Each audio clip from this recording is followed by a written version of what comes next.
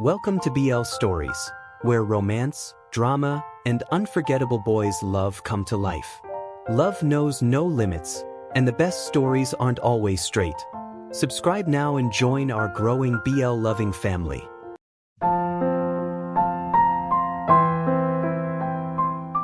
Chapter 12. Is he looking over here? I glanced toward the table where my group sat, then back at Kyle. No, he's still talking to Nathan, I told him, shaking my head. Kyle's expression fell, and I quickly tried to cheer him up. Maybe they're just having an important conversation, I suggested, but he didn't look convinced. I was so sure he liked me, but no matter what I do, he doesn't really react. He paused, eyes widening. Wait, do you think he might actually be straight? He whispered, darting his gaze from John back to me. I blinked at him in surprise. How would I know? Didn't he tell you he was interested in guys? Or have you just been assuming this whole time? I asked, incredulous. Kyle's frown deepened. I don't know. I just went with my instincts, he muttered. Plus, he barely talks to me. I can't just walk up and ask him, what if he's not, and I embarrass myself? Have you seen the size of him? I shrugged. Honestly, forget John. You could find someone friendlier and kinder. Someone who won't look like they could crush you in one hug. My bitterness toward John slipped through. I couldn't help it. Kyle shivered. Imagine getting a hug from him, he said, then his expression softened into a dreamy look. I turned away with a sigh, glancing back at the table.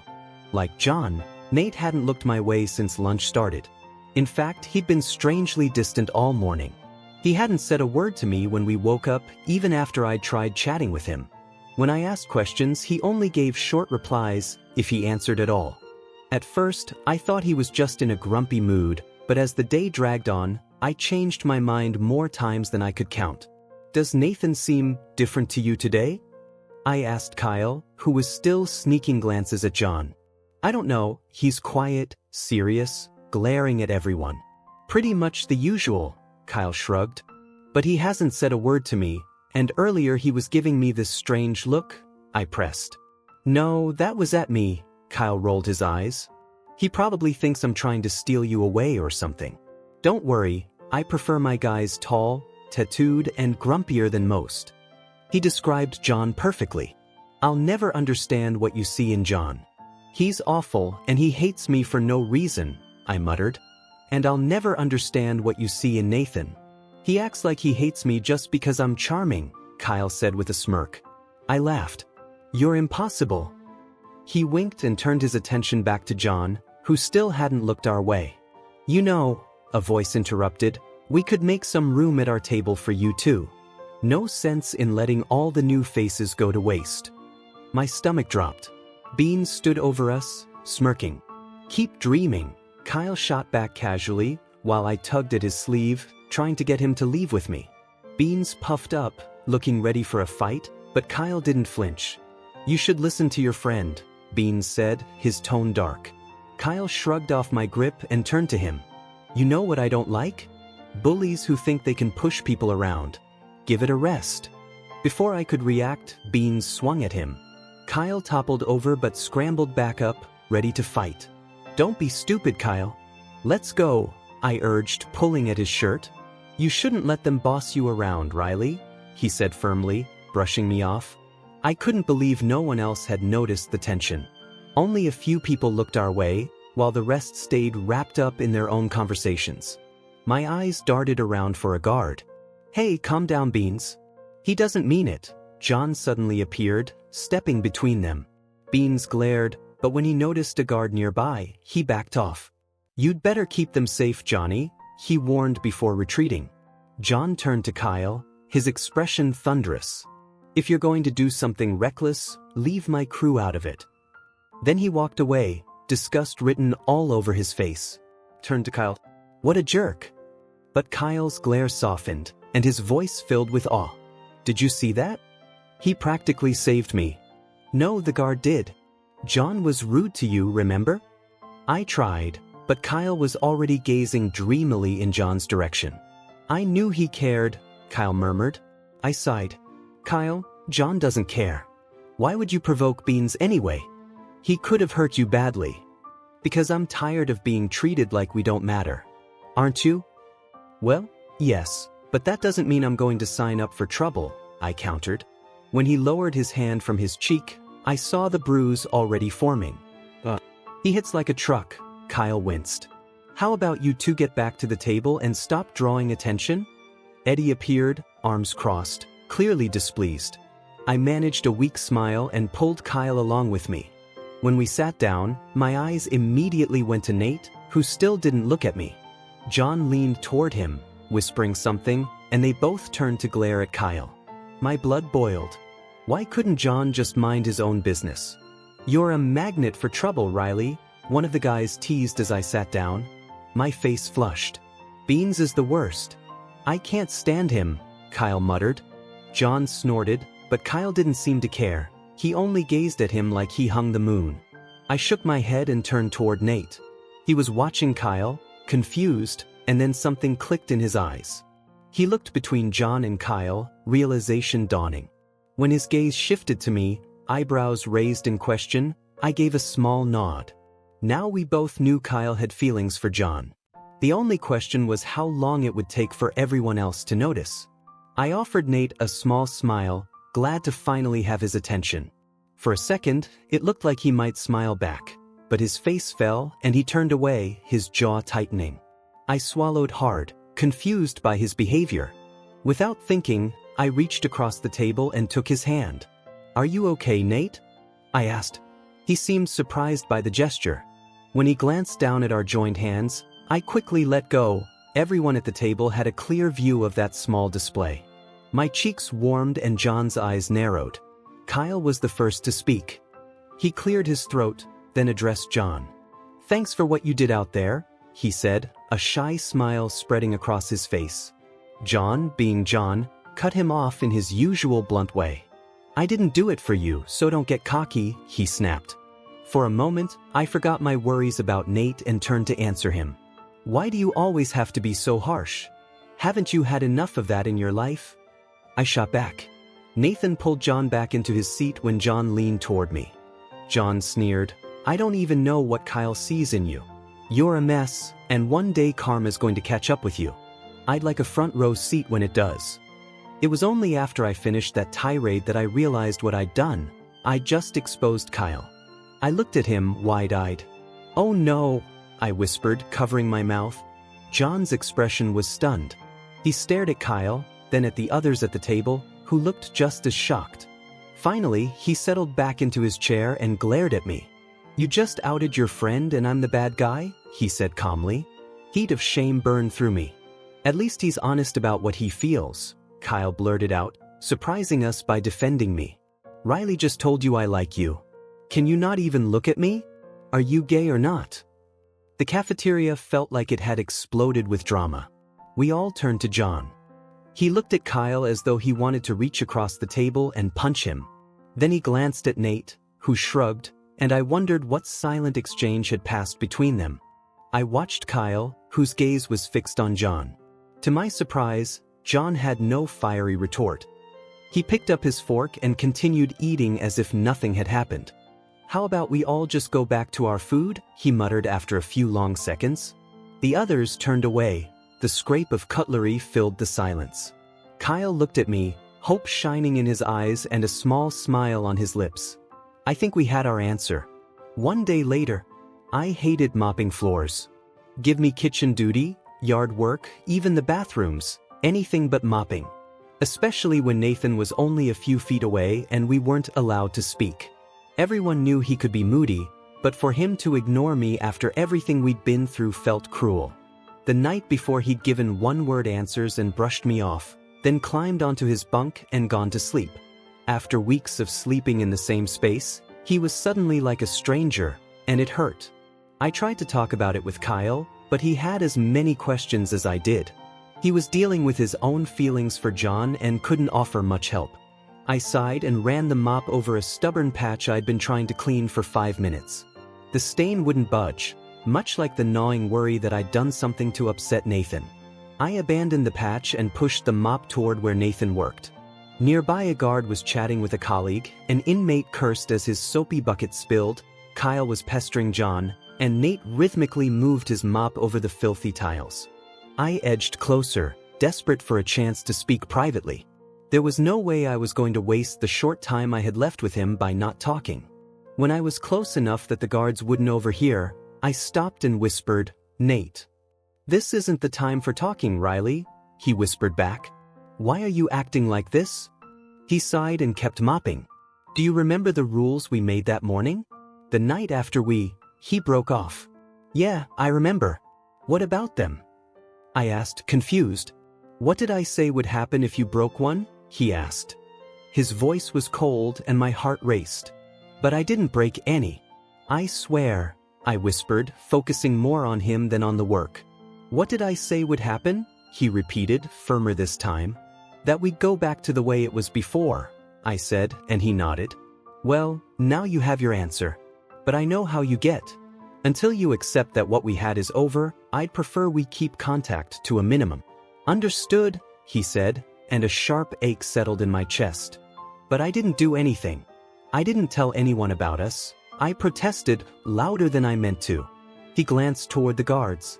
When he looked back, his eyes were narrowed. "You're in love with me," he said simply. My face burned. "No, I'm not," I blurted weakly. But his knowing look deflated me. "Did Kyle tell you?" I asked in a small voice. He looked at me, expression flat, and I felt adrift. "Kyle didn't tell me. You did, in your sleep. And now you've confirmed it." He was serious, and I realized pleas and excuses would get me nowhere, but I tried anyway. "It doesn't change anything. We can still be together. I won't bring it up again, Nate, I promise."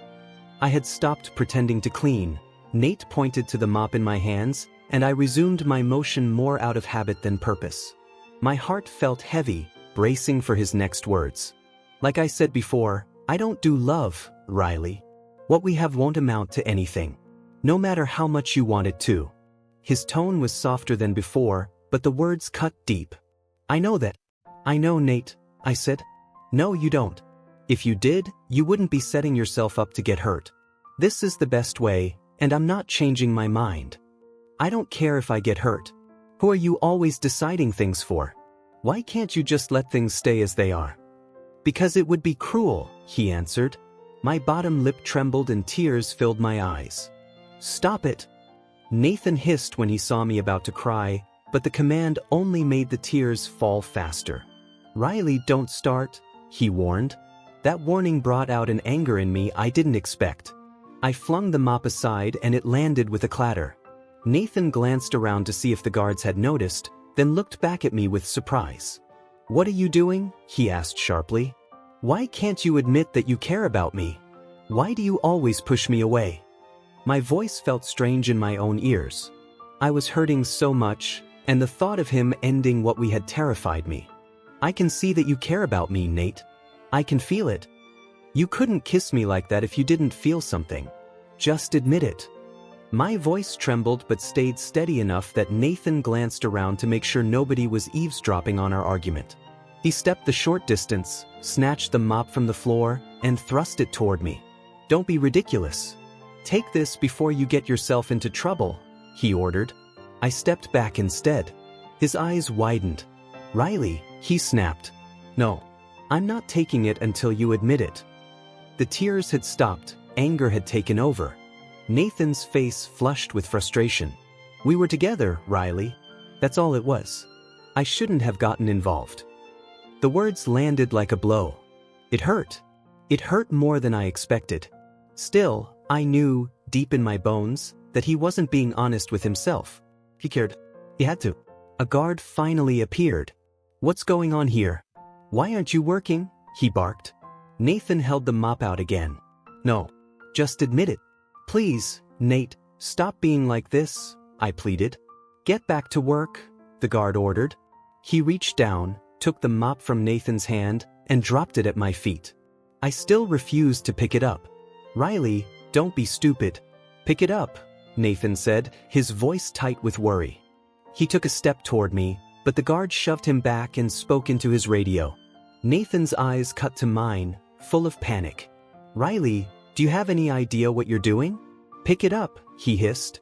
He was angry, at me for making this harder. I can't believe you can't just say it, I whispered. If you don't pick it up and get back to work right now, you're going to solitary. The guard's threat registered as a hollow, distant sound. I could only look at Nathan. I loved him so much, more than I could explain, and he couldn't even do this one small thing. I turned away. Before I could bend to pick up the mop, something slammed into me. I was shoved to the floor, my arms forced behind my back, and I heard Nathan shouting my name. I couldn't hear him over the rush of my own breaking heart. They hauled me up while two guards held Nathan back as he shouted toward me. I realized I couldn't hear him because my sobs had taken over. I was humiliated and heartbroken, stumbling forward as the other inmates watched. They told me later I'd been locked away for about 4 hours, though it felt like days. When they finally opened the metal door, they had kept me in. My struggling began all over again. The room was small and cold. A narrow bed was bolted to the wall. There were no windows I could see. They couldn't lock me in here. Claustrophobia climbed my throat as the door slammed. I clawed at the metal and pounded until my hands burned and my throat ached. I slid to the floor and cried, the darkness pressing in. Even then, it was Nathan's rejection that kept the tears flowing. Nathan's POV. Do whatever you have to, get him out of there, I demanded of the undercover guard, who shook his head. Nathan, I told you, I don't have pull in that department. It would look suspicious if I started asking for favors. I'm not the man to do this, he said, frustrated. I felt the fence between us like a cold wall. I can't let him stay in solitary. There must be something you can do, think.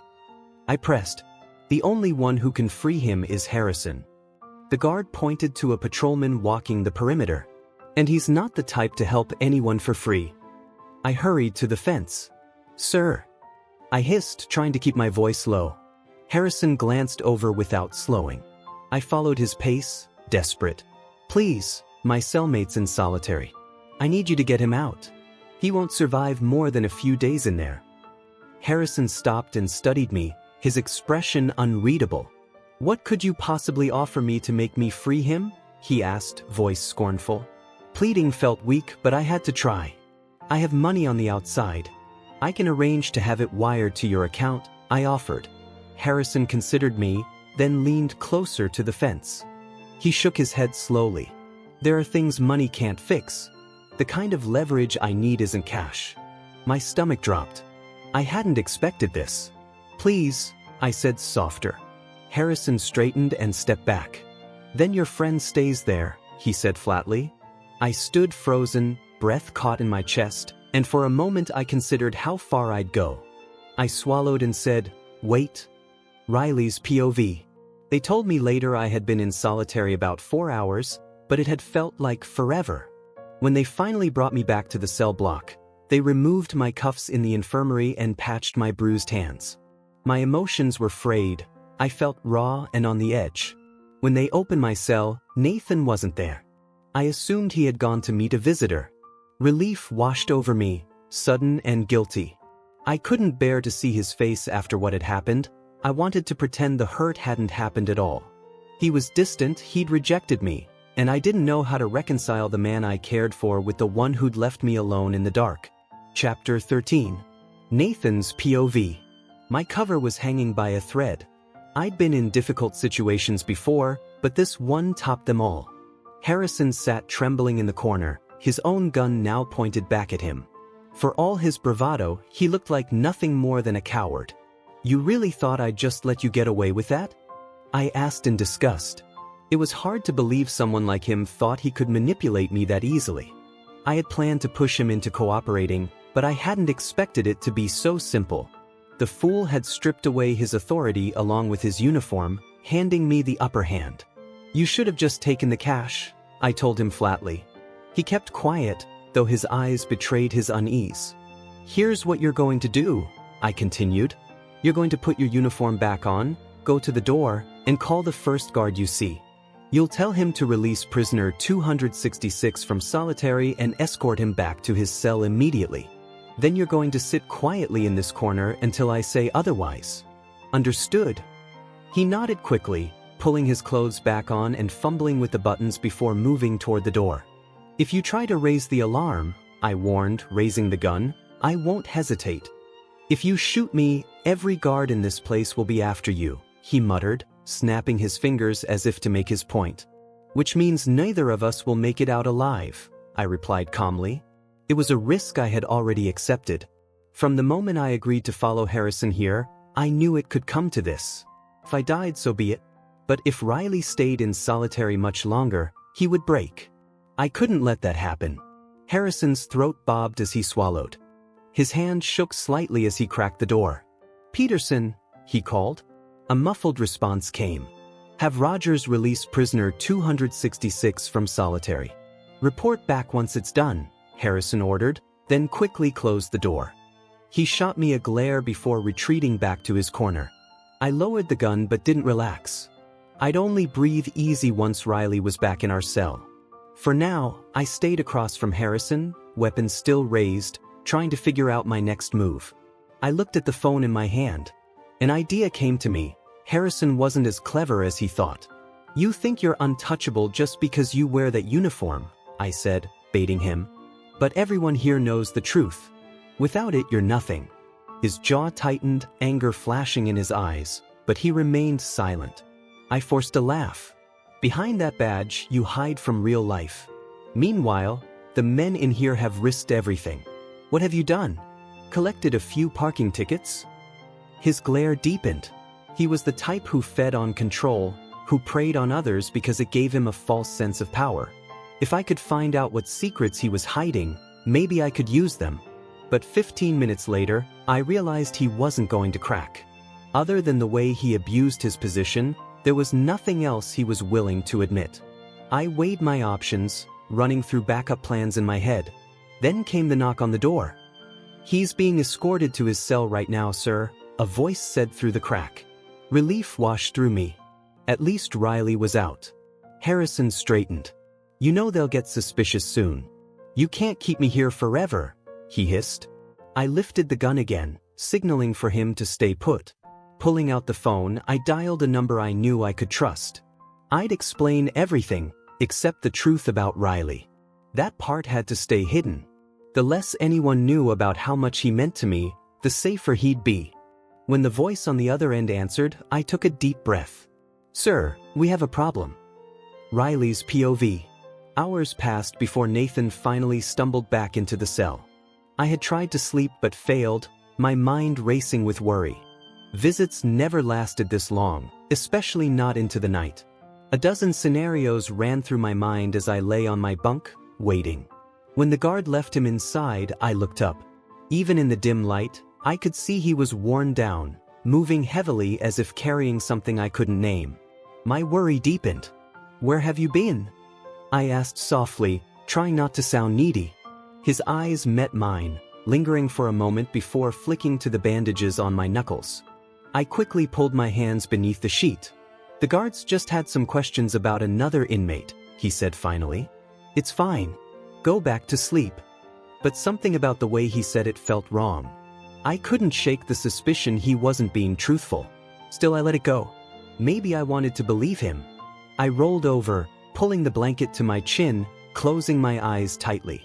I was just starting to drift when I felt his hand brush through my hair. I stiffened, refusing to move. Then his fingers grazed my cheek. I shook my head slightly to dislodge them, and he pulled away. Why are you doing this? I asked quietly. You don't care about me. You've made that clear. You said we were done. So, what do you want? Silence. I turned toward him. He was kneeling beside my bunk, his eyes locked with mine. My breath caught at the intensity in them. Then he lowered his head against my shoulder, and my heart raced. When I felt the faint brush of his lips against my neck, I swallowed hard. Things aren't as simple as I'd like them to be, Riley, he whispered. His words only confused me more, but before I could respond, he pulled back and climbed onto his bunk. What does that even mean? I asked, but no answer came. I hesitated, then pushed away my blanket and stood. Can I sleep up there with you tonight? I knew I should try to distance myself, to protect my heart. But around him, I couldn't. Even if it meant more heartbreak, I wanted to be near him, to hear his voice, to feel his presence beside me. "Riley," Nathan began, and I could already sense the rejection in his tone. Before he could continue, I climbed onto his bunk and tucked myself in beside him. He sighed in defeat, but then his arm wrapped around me as if it belonged there. He shifted slightly, pulling the thin covers over me, and I snuggled closer, feeling safe in his warmth. "I'm sorry about today," I whispered. "I shouldn't have done what I did. It was selfish, childish, and foolish." Silence. "I promise I won't do it again. I won't even bring up how I feel about you. It doesn't matter anymore." Nathan finally spoke, his voice quiet but edged. "I don't blame you, Riley. You wanted answers, and you thought that was the best way to get them. But you're right, it was reckless. If you ever try something like that again, I'll request a cell transfer." His words were sharp, but then I felt the soft brush of his lips against the back of my neck, which dulled their sting. "I won't," I said firmly. "But Nate, I'm old enough to make my own choices. I can deal with heartbreak. It won't be unfair to me if we continue whatever this is. You don't know this, but I cared about you from the start. And it didn't change a thing. I can handle it." My gaze drifted to the cell door, then back to the floor. I closed my eyes, waiting for his response. His heartbeat pressed steadily against my back, and I wished I could feel it even closer, without barriers. "Your actions today say otherwise," he muttered. "I was just hurt, Nate. I wasn't thinking. But I've had time to reflect. I don't care if you don't feel the same way, I just want us to go back to what we were. No strings. That's it." Nathan was stubborn. I had learned that much. He wasn't one to give second chances easily. Still, life didn't always hand us what we wanted. Sometimes, you had to take the small scraps you were given and be grateful for them. Nathan would be gone in just over 2 months. After that, I might never see him again. If all I could have was these quiet moments with him, then I would take them. I would treasure every second, because Nathan was worth it. I turned in his arms until we were face to face. His eyes were closed, but they fluttered open when I kissed his chin. A small smile tugged at my lips, and though he tried to fight it, he almost smiled back before shaking his head and staring up at the ceiling. I kissed his cheek, then the corner of his eye, pressing my hand to his chest so I could feel his heartbeat against my palm. "I won't ask for more than you can give me," I whispered. Nathan's eyes opened fully, and I froze at what I saw in them. They looked tormented, filled with emotions I couldn't read. I cupped his cheek gently, kissed him softly, hoping to ease whatever pain lingered there. For a moment he resisted. Then his arms tightened around me, holding me close. Our kiss deepened, not rushed, not fierce, but full of longing neither of us could deny. When at last we pulled away, we stayed close, breathing the same air. I rested my forehead against his. "We shouldn't have done that," he whispered after a long silence. "I don't care," I said, smiling faintly. "It was perfect, you were perfect." He didn't respond. So I kissed his chin again and whispered, "No strings, right?" After a pause, he nodded. "Right." Nathan's POV. I was right back where I started. Riley hummed softly beside me, content, and I couldn't regret getting him out of solitary, even if it had nearly cost me my cover. The mission still had to come first. Too much could happen in the next 2 months that might undo everything we'd worked for. What happened today had already been a close call. I thought back to the incident with Harrison and how the captain had handled it so smoothly. Strings had been pulled, evidence had been planted, and Harrison had been taken into custody without suspicion falling on me. The captain had assured me Harrison would be dealt with, kept away long enough for us to finish what we'd come here to do. That should have been enough to set my mind at ease. But as Riley sighed and pressed closer, I found myself staring at the ceiling in silence. I couldn't risk everything again, for him. I was here for one reason and one reason only. Everything else had to come second. And yet, as I lay there, I wondered if what I told Riley was truly what I wanted. Chapter 14. John's POV. There was definitely something going on between those two, even if neither of them would admit it. I didn't want to know what they did in the privacy of their small cell, but the very visible marks on the boy's neck left little to the imagination. I turned away, only to meet the gaze of the other kid, Kyle. Now, Kyle was a different kind of problem. He looked at me as though I'd handed him the moon, and up until recently I thought I could ignore it. But now, it was getting out of hand. This was prison, not some soap opera. With nowhere else to look, I dropped my forehead onto my arm, trying to shut it all out. "Hey, are you okay?" Kyle's voice interrupted, and I felt the light pressure of his hand against my arm. The concern in his tone was obvious, and for a moment, it disarmed me. That's what infatuation did. It softened people, even those who had no business caring. And yet, as much as I wanted to dismiss it, I couldn't deny that it had been a long time since anyone other than Nate showed genuine concern for me. Against my better judgment, I turned my head slightly to study him. Kyle's face was striking, his features too delicate for this place, big brown eyes, long lashes, and lips that seemed too soft for someone living in a place like this.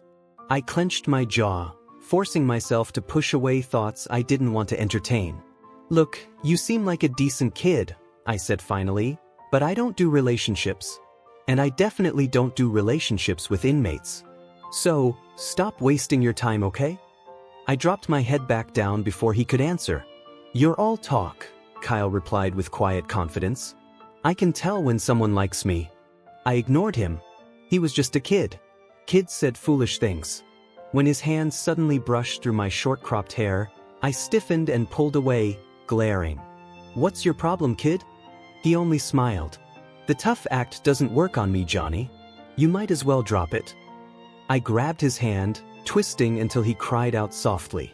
When I released it, he pulled it protectively against his chest and pouted, but I looked away. "I'll give you 2 weeks," he said.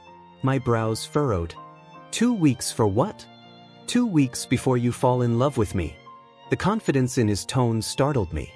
I wasn't sure if I should laugh at the absurdity or be irritated at his arrogance. I just stared at him, my eyes narrowing.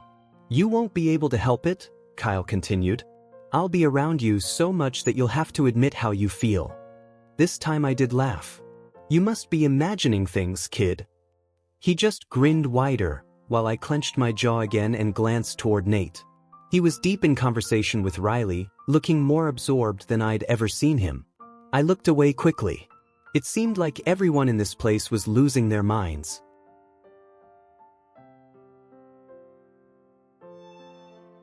Nathan's POV. I couldn't help smiling as I watched Riley trying to cover the faint marks on his neck while he talked endlessly, the way only Riley could. His mood was brighter this morning, and surprisingly, I liked seeing him this way, happy. But I think I'd rather just get a tattoo. Piercings are kind of messy. Did it hurt when you got yours? I've heard it does, but maybe people exaggerate. He blushed when he noticed me looking at his neck. "Stop looking," he muttered, raising a hand to cover the marks. I shook my head in quiet amusement. Moments like this reminded me of his innocence, and of how far he had come in the past months. "It doesn't hurt much," I lied. "If you keep your mind on something else, you hardly feel it." He nodded thoughtfully. "I probably wouldn't get something too big. Maybe just something on my arm. What do you think they charge in here?" "In here?" I repeated. "Yeah, do you think they charge cash or barter stuff?" he asked, frowning in thought. "It doesn't matter," I said sharply. "You're not getting a tattoo in this place. The first thing you'd risk is disease. And the kind of bartering that happens here, it isn't something you'd want to be part of." The thought of Riley in that kind of situation filled me with anger. Then where am I supposed to do it? I'm not leaving this place anytime soon, remember? His cheerful mood dimmed, and I hated seeing it. "You wouldn't actually?" I cut myself off. "Of course not," he muttered, turning away. "Just forget it." "You're moody today," I observed. "Yeah, well, the thought of staying here for years would kill anyone's mood," he muttered, then stood up. "I'm going to finish Rec in the library." And just like that, he was gone. I shook my head and turned. "John," I called out. My fellow agent looked more than ready to strangle Kyle, who was still talking his ear off. When John saw me waving him over, relief flashed across his face. "You got something for me?" he asked as soon as he sat down. "We're doing a drop tonight. Then I'm turning the second meetup over to Eddie." "Why Eddie?" John frowned. Because we've used you too many times already. I can't risk suspicion. Eddie can get himself in, one of our guys will escort him, and he'll plant the device close enough to the warden's office for us to pick up. If they hear anything useful, we'll know how to proceed. And if not, we still have a guard slowly moving up the ranks to be the warden's right hand. Either way, we'll get what we need. John exhaled. Do I need to remind you how many laws we're bending to make this work? When the truth comes out, no one will care about the rules we've broken. This is bigger than all of us, I said firmly. He nodded, then stood. I'll go over the plan with Eddie again. Just then, my name sounded over the intercom. I rose from my seat. Right on time. Riley's POV. I had just found a book worth reading when my name echoed over the intercom. Surprised, I stood as the guard led me down the corridor. A third visit this week. Strange, but welcome. Maybe there was news. When I entered the visiting area, two things caught my attention. Nathan was also there, and my visitor wasn't Jerry, it was Malone. We weren't close, but I remembered him from school. We'd shared a chemistry class once. The guard uncuffed me, and I shuffled awkwardly to the seat. My eyes flicked to Nathan, who was deep in conversation with a woman I didn't know. Then back to Malone, who looked nervous. I shouldn't even be here, Malone stammered. Then why are you? I asked carefully. I mean, I'm glad you came, but we hardly know each other. Why now? He fidgeted, twisting his hands and glancing around the room before finally speaking. You didn't do it, he said quietly. You didn't kill that man. I blinked in shock, my breath catching. I know that, I said cautiously. But why are you telling me this? Because I know who did, he whispered. My heart raced and I leaned forward, gripping his hand without thinking. Really? Did you tell anyone? My lawyer, the guards? How do you know? Please tell me. Startled by my reaction, he yanked his hand away and jumped up. I shouldn't be here, but I'll help you, I promise, he blurted, then bolted toward the door. Wait, please don't. I tried to follow, but the guard pulled me back, snapping the cuffs around my wrists again. I didn't know whether to laugh or cry.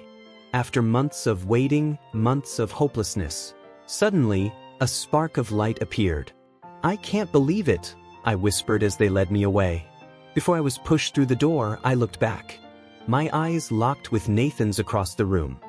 He looked confused, his brows furrowed, but I couldn't help the grin spreading across my face. For the first time in months, I felt hope. Riley's POV. I just need to make a phone call, please, could you just take me to my cell for a second? I pleaded with the guard. After a moment, he relented. When we reached my cell and he uncuffed me, I rushed to the small table, grabbed the single quarter resting there, and slipped it into my pocket. Then I held out my wrists again for the cuffs. As I walked down the corridor, my mind raced with possibilities. My chest tightened at the thought of freedom, of what this one call might mean. When they delivered me back to the library to finish the rest of rec period, I quickly made my way to the cafeteria where the phones were kept. Relief washed over me when I saw no one in line. I grabbed the chance, slid the coin into the slot, and waited. Bring. I bit my lip, wiping my sweaty palms on my pants. Bring. My eyes burned. If no one picked up, the coin was gone, and it was the only one I had left. Come to you, please, I whispered into the receiver. Hello. The voice froze me. My throat closed up. Mom, I whispered, my voice breaking. There was silence. Then the line went dead. I lowered the phone, staring at it as if it had betrayed me. It had been so long since I'd heard her voice. Just that sound had brought back a flood of memories, beautiful and painful all at once. I missed her more than I could bear. I slammed the phone back onto the hook and bit my lip hard. I couldn't afford to crumble now. I'd made this call for another reason. I needed to update Jerry on what had happened. But when I patted my pockets, the lump in my throat grew. I was out of coins. The only way to reach Jerry now would be to wait until his next visit, a week from now. Too long. I couldn't risk the chance of losing this lead. That meant I needed to ask for help. Taking a deep breath, I walked to my cruise table. My palms were clammy as I looked around at their faces. Nathan was there, along with Kyle, John, and the others. I need a quarter. It's an emergency, I said, hesitating. Their skeptical expressions told me I hadn't convinced them. John spoke first, his tone sharp. Why should we give you the one thing we all need to keep in touch with our families? What's the big emergency? I looked at Nathan, hoping for backup, but he only watched me with a questioning gaze. There's someone who knows the truth about the murder I was convicted of. He can prove my innocence. I need to tell Jerry before the guy disappears. I don't have any money left, and Jerry won't be back for another week. I can't wait that long. My desperation spilled into every word. Who's Jerry? And how did this witness suddenly appear after all this time? Eddie asked, suspicious. I quickly explained who Jerry was and described the unexpected visit I'd had earlier that day. Still, doubt lingered in their eyes. Panic clawed at me, and I turned back to Nathan. Please, Nate. I need to make that call before this chance slips away. Nathan leaned back, folding his arms, studying me. Tell me everything. What really happened the night you were convicted? I know bits and pieces, but I want the full story. I glanced longingly at the phone across the room, then at their expectant faces. Finally, with a heavy sigh, I pulled out a chair, sat, and leaned forward. I told them everything, how I had lost my temper that night, how I had threatened the man in anger, and how I had injured him in front of witnesses. But I swore on everything that mattered that I hadn't killed him.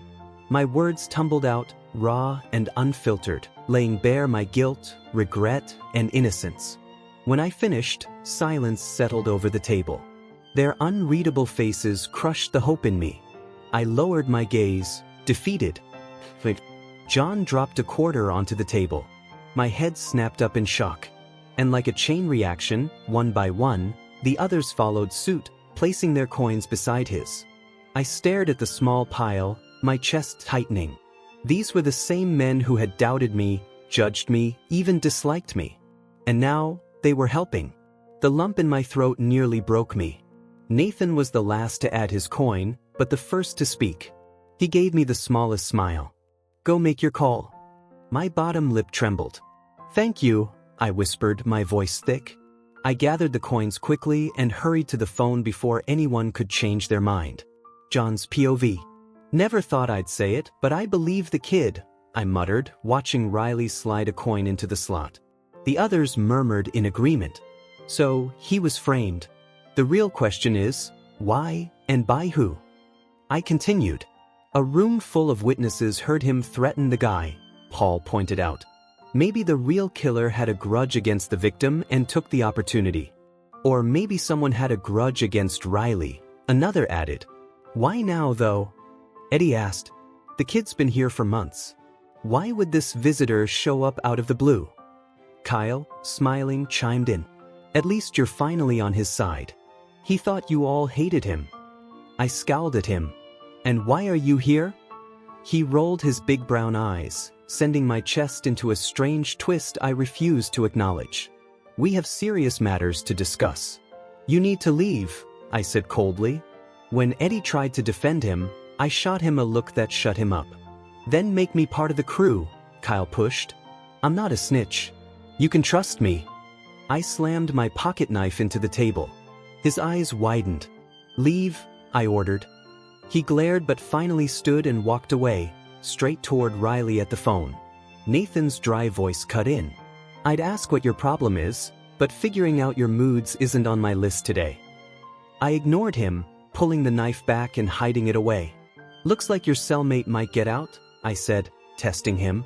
But Nate stayed calm, unreadable as always. We could put people on his case, Eddie suggested. No. We can't spare anyone right now, I interrupted. Our mission comes first. Everything else is secondary. I met Nate's eyes deliberately. You have something to say to me, John? His voice was low, dangerous. Yeah, I admitted, but not now. The case comes first. He leaned closer. Natalie? I asked. It's set, Nate said quietly. She kept her end. Now Eddie needs to do his. Only problem. I sighed. Of course there was a problem. Nathan's POV. The thud of boots in the corridor and the jingle of keys jolted me awake. The guards were making rounds. I glanced at Riley, still sound asleep, and slipped quietly back to my own bunk. But then the guards stopped at our cell. In seconds, they were pulling Riley from his bed. He dressed quickly, confusion written on his face as they cuffed him and led him out. I locked eyes with one of the guards, an undercover agent on my side. I jumped from my bunk, whispering through the bars. "What's going on? Where are they taking him?" "He's needed for questioning," the guard replied. "That visitor he had earlier? Found dead an hour ago. They need to know what they talked about and whether Riley's connected." My mind reeled. Dead? Was it murder? "All I know is he's needed for questioning. I have to get back to work," the guard said before walking away. I sank down on Riley's bunk, dragging my hand through my hair. Another twist, another complication. This day just kept getting worse. Chapter 15. Nathan's POV. The kid didn't deserve this. He just couldn't seem to catch a break, and it was eating me up inside. The whole situation was already a mess, but this was something else. Within hours of finding a glimpse of hope, it had been crushed. My main suspect was Jerry. Something didn't add up. Riley called the man, and then his potential savior turned up dead. I didn't believe in coincidences. When I came into this mission, I was fully prepared to do whatever it took. I had agreed to the risks. I walked in fearless, confident, and committed. I wanted to be here. But now, I wasn't so sure. Who would have thought I'd come to care about my cellmate? Yet here I was, distracted by him. More than anything, I just wanted to grab Riley and get him out of here. If there was one person who didn't belong in this place, it was him. I ran a hand through my hair and let out a long breath. "Hey, focus, Nate. The kid will be fine," John said, giving me a solid thump on the shoulder. I glanced at my best friend of 9 years and gave a small nod. "You're right. How far along are we?" "The guards should be escorting Eddie to the bay right now. That gives us half an hour to start the next phase," he replied. "You all know what you have to do," I said.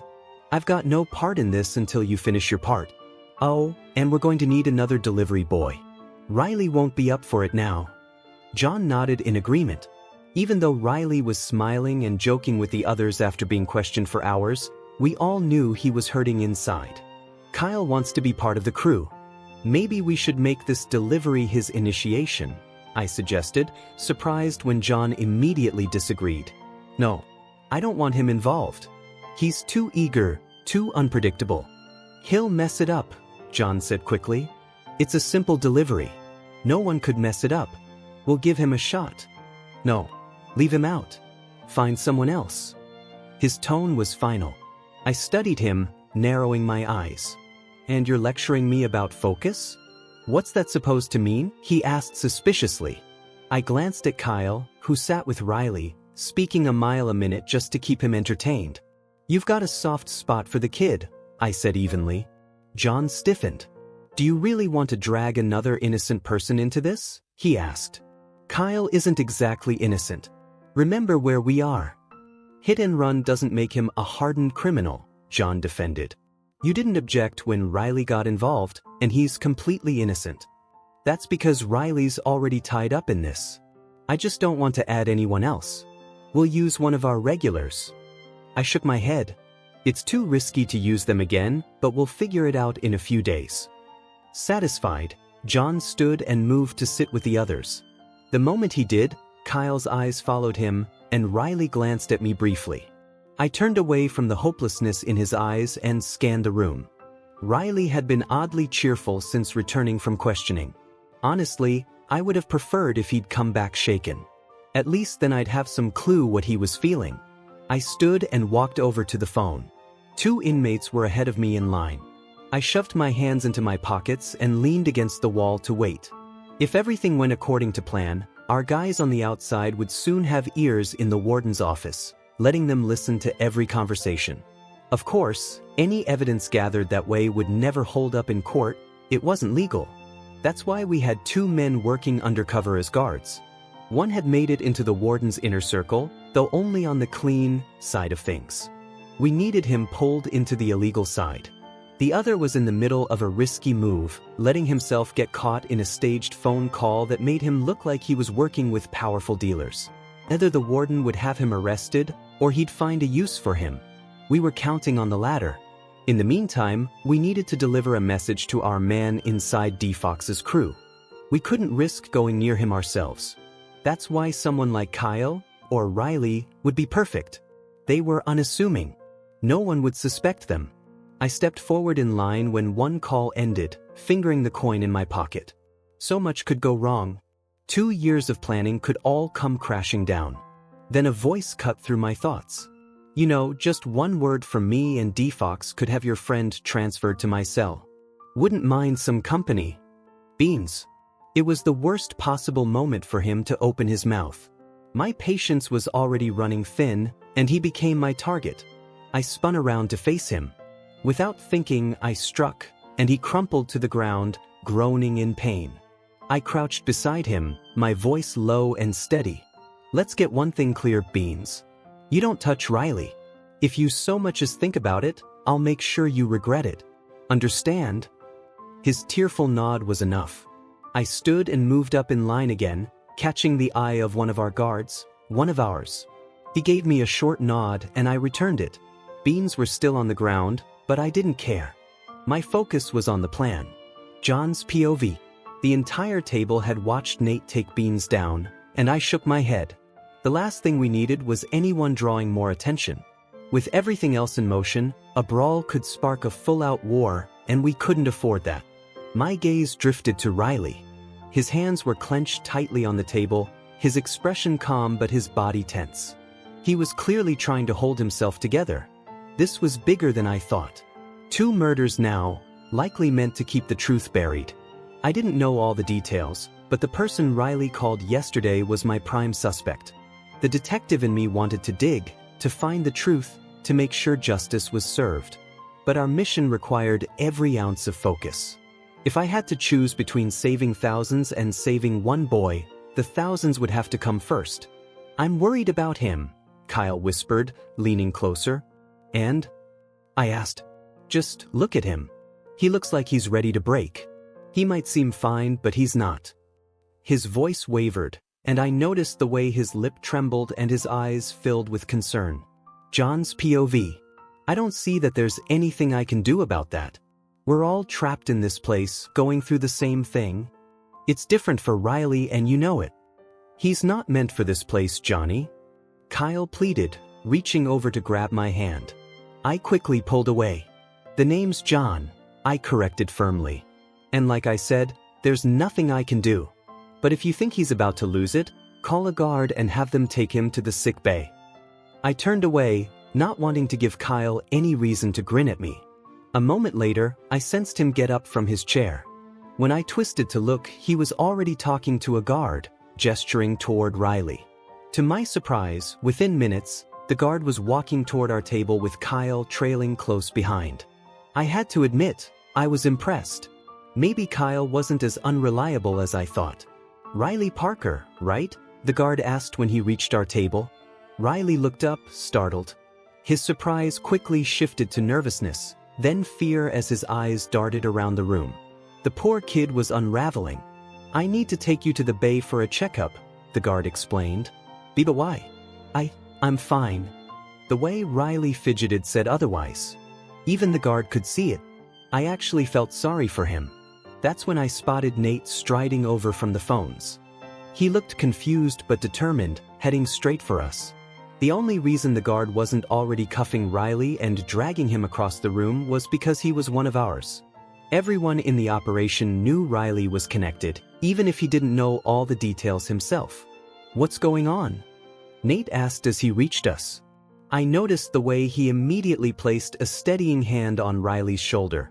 To my surprise, Riley relaxed a little under his touch. I'm taking him to the bay for observation, the guard explained. He looks like he's on the verge of a breakdown. If he's fine, I'll bring him back. But right now, he needs to come with me. Nate, don't let him take me. I'm fine, I swear. I don't want to go. Riley's voice trembled so much that it was hard to understand him. His hand clung desperately to Nate's, his eyes glossy with unshed tears.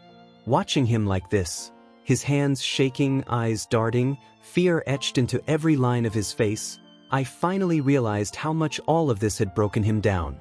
Nate hesitated, torn between the guard's orders and Riley's pleading. Finally, he said, "Can I go with him? It'll be easier if I'm there." The guard hesitated, then nodded. He called over another officer, and together they cuffed both Nate and Riley. Riley's tears spilled over as they were guided out of the room. "Oh my gosh, did you see his face? I feel so bad. I hope he doesn't hate me for that," Kyle whispered anxiously. I shrugged. Who knows how he'll take it?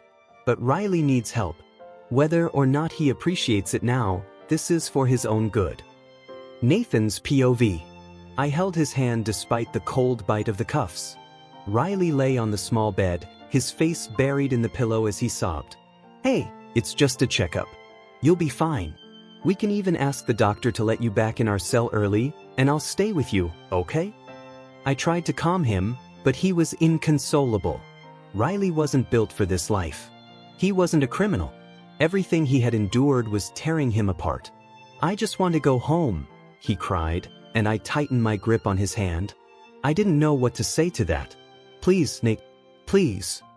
His voice cracked with desperation, and I had no answers. "Riley, listen to me. If you don't calm down, they won't let you leave the bay, and I'll have to go back without you. So, try for me, okay?" I said softly, but his tears only worsened. "Don't leave me here, Nate. I can't stay without you." His words broke my heart. I leaned closer and pressed a gentle kiss to his forehead, not caring if the guards saw. When the doctor entered, she noticed, but instead of disapproval, she gave me a kind smile. "Hey there, Riley," she said after glancing at her clipboard. He ignored her, still crying. "Riles, the doctor's here. Remember what I said about calming down?" I tried again, but he clung to my hands and sobbed harder. His face was flushed, his breathing uneven. I looked at the doctor helplessly, and she gave me a reassuring nod. "Riley, I'm going to give you something to help you relax, all right?" she said gently. She prepared a syringe, swabbed his arm, and gave the injection. Within moments, his breathing steadied, and his eyes drifted shut. "He'll sleep for a while," she explained. "Then we'll talk, and if all goes well, he can return to his cell tonight." I looked down at him, so small and fragile in sleep. Despite the cuffs, I reached over and brushed his hair back, then rested my head on the bed beside him. Eventually, I drifted off too. When I woke, Riley's eyes were open, staring at me. His face was calm, but the emptiness in his expression worried me more than his tears had. "I'm going to escape, you know," he said quietly. I glanced around, making sure no one overheard. "Let's talk about this back in our cell, okay?" He sighed, shifting on the bed. "I'm sorry about earlier. I didn't mean to act like I was losing it. You've been through a lot. It's understandable," I assured him. "Do you want to talk about it?" He shook his head. "I can't tell if I'm calm because of the medicine, or because I'm forcing myself not to think about what happened. So, not right now." I nodded. "Thanks for staying with me," he added softly. He looked so fragile lying there, speaking to me as if he hadn't just fallen apart hours ago. If I could get a message to our people on the outside, maybe we could dig into his case. If not, then when my time here ended, I'd have to leave Riley behind, and I knew without a doubt he wouldn't survive this place on his own. Chapter 16. We were finally cleared to return to our cell about an hour later, after the doctor had finished her checks. Riley stayed quiet the entire walk back. Normally, he filled the silence with endless chatter, but now there was nothing. It worried me more than if he had shouted or cried. Maybe the doctor had been right about sending him away for a while. Once the cuffs were removed and the door locked behind us, Riley headed straight for his bunk. He kicked off his boots and curled up on his side, his back to the wall. I pulled the only chair in the room closer and sat down in front of him. Kicking off my own boots, I set my feet on the edge of his bed, my toes brushing lightly against his side. "How are you feeling?" I asked. He shrugged, his eyes tired. "I thought I could handle being in here for the rest of my life if you were with me, but I can't. Not even with you here. I need to get out."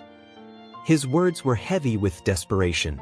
"You just need to be patient," I said, trying to keep my voice steady. "I'll do everything I can to help you, but don't start thinking about doing something reckless."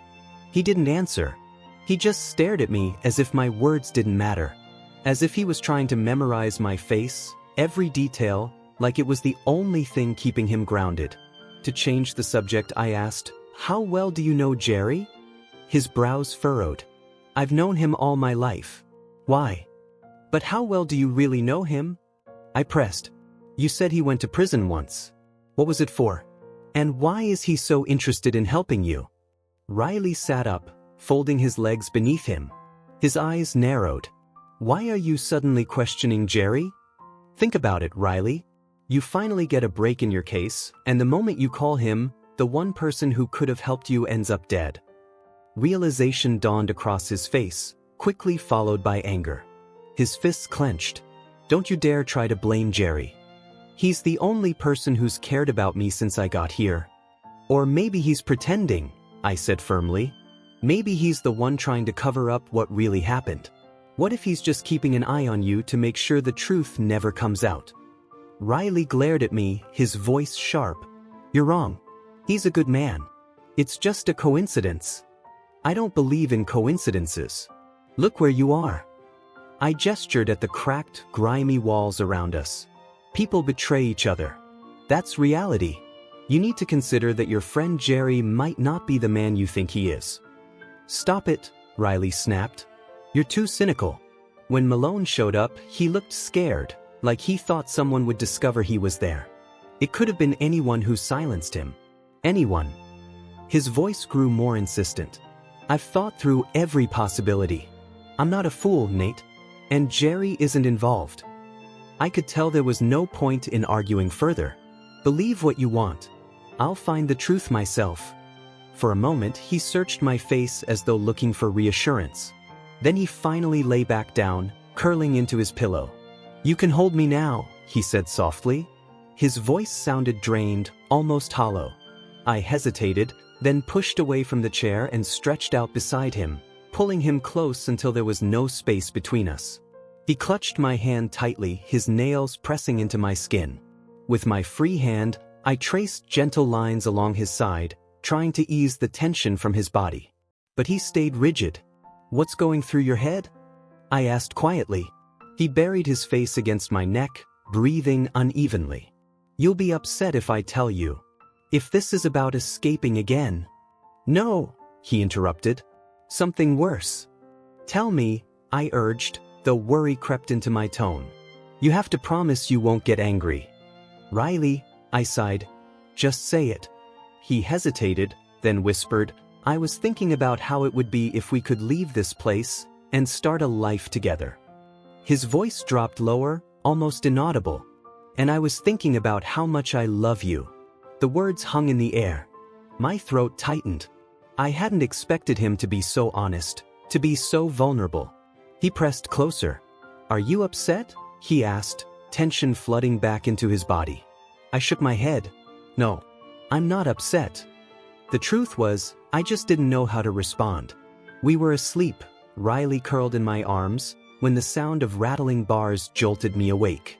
A guard stood outside the cell, his face unreadable. "Visitor for you," he said, but he was looking at Riley. "The visitor?"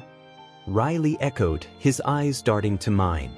I knew what he was thinking. The last time he'd had a visitor, things hadn't ended well. "Jerry Sullivan," the guard clarified. Riley immediately hugged his knees and shrank back against the wall.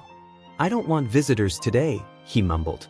Then, glancing at me, he added more firmly, "And it's not because of what you said. I'm just tired." "You sure, kid?" the guard asked. Riley nodded. The guard turned to leave, but I stopped him. "Ask Jerry if he wants to see me instead. Tell him I'm Riley's cellmate." The guard raised a brow. "Do I look like a messenger to you?" "Please," I insisted, forcing myself to stay calm. "It's important." He glanced back at Riley, who still looked fragile and withdrawn. Something softened in the guard's expression. "What's wrong with him?" he asked quietly. "He's just not handling prison life well," I explained. After another moment of hesitation, the guard finally gave a nod. "I'll check if Jerry wants to see you." 10 minutes later, he returned to unlock the cell. I caught Riley's small wave and gave him a reassuring smile before following the guard down the corridor toward the visitor's room. Riley's POV. Everything hurt: my head, my eyes, my chest. But it was my heart that hurt the most. The moment I'd learned of the homicide, it felt like all hope had drained out of me. Now I just felt trapped. Doomed in this place, surrounded by thieves, liars, and people who had taken lives. And worst of all, I wasn't sure how much longer I could hold on. I rolled over on the bed, facing the wall, and pulled the thin sheet over me. I had to find a way out of this place, whether through escape or some other way, because if I stayed any longer, I feared I'd lose myself. The constant longing, the pressure, the hopelessness, it was too much. I didn't know how long I lay there, lost in thought, when the door opened. I turned quickly, eyes widening as the guard from earlier stepped inside and shut the door behind him. He was tall, a bit heavy around the middle, with gray at his temples and lines etched across his face. Not as old as Jerry, but not young either. My hands shook as I wondered why he was here. He pulled up the chair and sat in front of me, just as Nathan had done earlier. I felt vulnerable beneath the thin sheet, my feet bare, so I scooted farther away, pressing myself toward the wall. The guard studied me with an expression I could only describe as sympathetic. My fists tightened around the sheet as I waited. "What are you doing in a place like this, kid?" he finally asked. I didn't know how to answer. My eyes darted toward the door, silently wishing Nate would walk in. The guard didn't seem bothered by my silence. "I've got a boy about your age. Just sent him off to college. He wants to be a journalist." I gave a cautious nod, unsure where this was going. "He's sharp. Got instincts like his old man," he said with a hint of pride.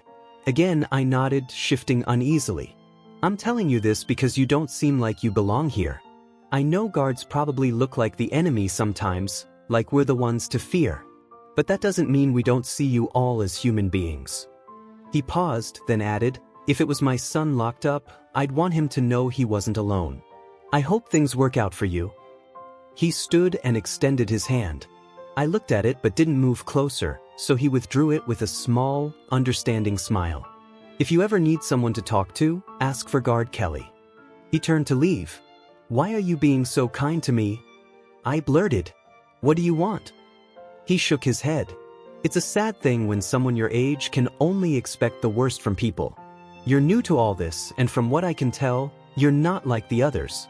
I just hope you don't end up the way they do. It never ends well." "It already ended for me," I muttered. "The second I got thrown in here." "That's where you're wrong. Life doesn't stop just because you feel trapped. Call me if you need me, I'll show you." Then he left. For the first time since Malone's death, I felt a flicker of hope. Maybe things weren't as hopeless as I thought. I had Nate. I had my lawyers. I had Jerry. And now, maybe even this guard. Lying back down, I closed my eyes. Sleep came quickly, carrying me into a dream of Nate, a dog, and a life outside these walls. It was a good dream. One I prayed might come true someday. Nathan's POV. Jerry wasn't what I expected. He was frail, with intelligent eyes and a gentle smile that made me wonder if I had been wrong about him earlier. Maybe it really had been just a coincidence. "Is Riley okay?" he asked immediately, concern plain on his face. "Not great," I admitted. He frowned, his worry deepening. I decided not to give him the chance to lead the conversation. I had only a short time to learn as much as I could about him, for Riley's sake. "I'm sure you heard about his friend's visit," I said. He nodded. "It's a terrible thing what happened to that boy." "You do realize how it looks," I pressed. "Riley calls you, and the next thing we know, his friend ends up dead." Jerry cut me off, anger flashing in his eyes. "Is that why Riley won't see me? Because he thinks I had something to do with it?" I studied him carefully, taking in every expression, the way his shoulders stiffened, the clenching of his fists. "Murder, Jerry." "He was murdered," I said firmly. Jerry shook his head. He dropped the books he'd been holding onto the table and stood abruptly. "Give those to Riley." Tell him I'll be back next week, same time." Without waiting for a reply, he walked out. I looked down at the 3 novels left behind. Despite how brief the meeting was, I'd learned something important. Jerry had nothing to do with that boy's death, which meant the case was even more complicated than before. When I returned to the cell a few minutes later, Riley was tossing a small ball against the wall. He stopped when I dropped the books onto his bed. "So, what did he say?" he asked. "You were right," I admitted. "He's not involved." A smile tugged at Riley's lips. "I had no idea. How'd you figure that out?" His sarcasm was sharp, but I let it slide. I reached out, ruffled his messy hair, and he caught my arm, pulling me down beside him on the bunk. I didn't resist. Kicking off my shoes, I stretched out in the small space, resting my head on his lap. "My instincts are good," I said simply. "Jerry's clean." Riley chuckled softly. "I didn't doubt it. You're the cynic, remember?" His tone was lighter now. Not fully cheerful, but better. "You okay?" I asked, looking up at him. He shrugged. "Let's just say, someone reminded me that maybe there's still a reason to be." I didn't quite follow, but I was glad to see a spark returning to him. When his fingers slid into my hair, I closed my eyes, exhaustion tugging at me. But as I lay there, one thought kept repeating. Riley had become more important than anything else. More important than why I was really here. Could I really help him? Could I get him out, through the system or otherwise? I opened my eyes and looked at him again. He smiled faintly, and when he leaned down to press a gentle kiss against my lips, I knew my answer. The kid had finally gotten under my skin.